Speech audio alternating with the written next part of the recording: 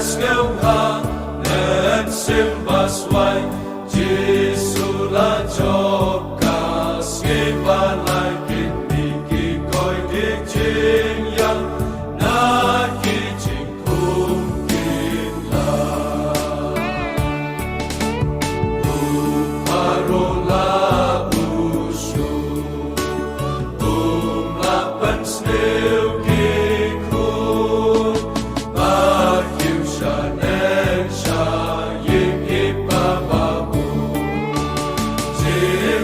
Jarma kari klawang ya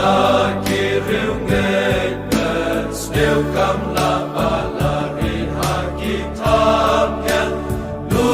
kapten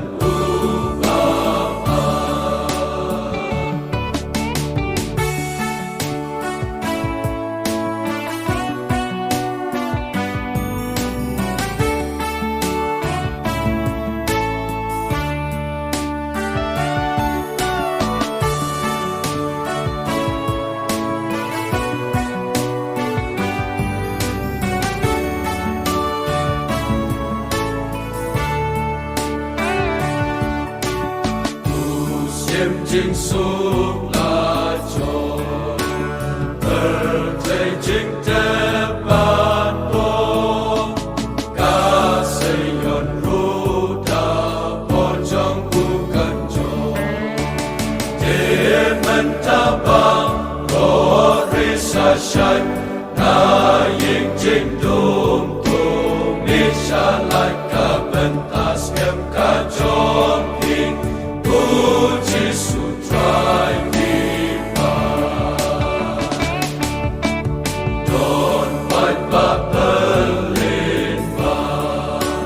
Aperteki jusa Afang bat bop hashitam bat jingla Hajing suk jai bat hajing hun Ki shong hat trai ka ket ukun ki ching ya le la wai no bom don shu ki non shu ha jing suk jai bat ha jing hun ki shong hat trai